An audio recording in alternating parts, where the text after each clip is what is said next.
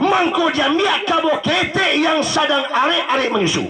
Kabo kete yang sedang arek-arek menyusu akan diadu jo kabo gadang. Mustahil, impossible. Tak mungkin bisa menang kabo kete kau.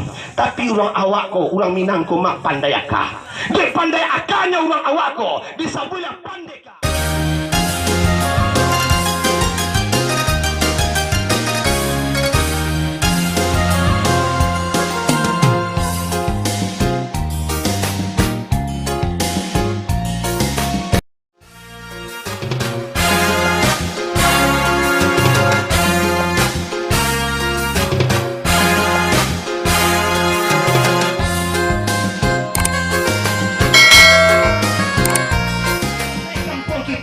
Dikatakan kerajaan Majapahit datang kemari. Saya suap dulu mak ingin menjajah negeri awakku, ingin menguasai negeri awakku, tetapi orang awakku cahiak pandai. Kalau orang berperang banyak manusia mati, mangko diadukan sembara adu kabau. Ya mak yo, adu kabau. Wahai Raja Majapahit, daripada kita berperang banyak manusia mati, lebih elok kita adu kabau. Japui kabau kalian bawa kemari, kita adu kabau. Kalau menang kabau kalian, ambil negeri kami. Tapi kalau kalah, pulang kalian kembali. Ikut lumbanamu kampung kita lo ya. Alumbanamu pasal kita lah. Alumbanamu pasal kambang lah. Alumbanamu yang dikatakan painan lah. Ya mak, itu namanya pasal lakitan. Ya mak, itu banamu kambang, itu painan. Baabang ke banamu painan, baabang ke banamu lakitan, baabang ke banamu ayaji. Apa penyebabnya? Tunggu sebentar, sebelum kita kupas soal itu mak, kita kupas asal usul ke dalam banamu Minangkabau. Ketika itu mak datang orang Majapahit kemari, memangkau diadakan adu kabau untuk menghindari perperangan. Mangkau orang Majapahit dicapui kabau yang serai gadang, dibawa kemari. Rupanya kabaunya ala gurabi gadang. Tanduaknya saja mak, panjangnya saito. Dicari lawannya, tidak bersobok lawannya. Mangkau jamiak kabau kete yang sedang arek-arek menyusu. Kabau kete yang sedang arek-arek menyusu akan diadu jo kabo gadang. Mustahil, impossible. Tak mungkin bisa menang kabo kete kau.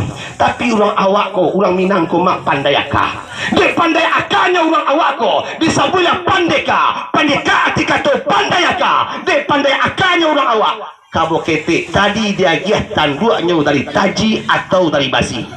Lah dia giat tanduak dari basi, kemudian dipisahkan 3 malam indah menyusu.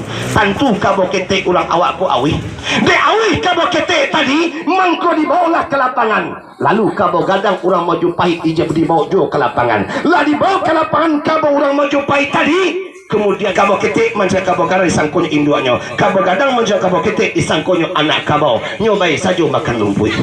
Ya mak ya. Ketika itu ayah zaman kabo ketik lapihan dikajar kabo gadang. Yang dikajar bukan kepala kabo gadang, tapi susu kabo gadang. Dia cari susu nak bersobok. Dek nak bersobok susu. Rusun dak jual. Akhirnya masuklah tanduak dari basi tadi. Kapari kabo gadang, cabiak pari kabo gadang ko, dek cabiak pari kabo gadang ko, nyobai marawang-rawang, ditampik kejadiannya marawang-rawang, banamu nakarinya rau-rau, dek parinya luko, nyobai lari panjang, sajalah matu memandang, ditampiknya lari panjang, banamu kampungnya koto panjang, ketika berlari tadi, keluar isi parinya, tampik keluar isi parinya, banamu kampungnya simpuri, dek sakitnya hati orang Majapahit nyoba lagi berjalan sambil merantak. Tinggal sangka dari batu, tapi tinggal sangka dari batu. Banamulah batu sangka. Batu sangka berantai batu. Para jual lawah bersilang. Serangkan di kapal tidak lalu.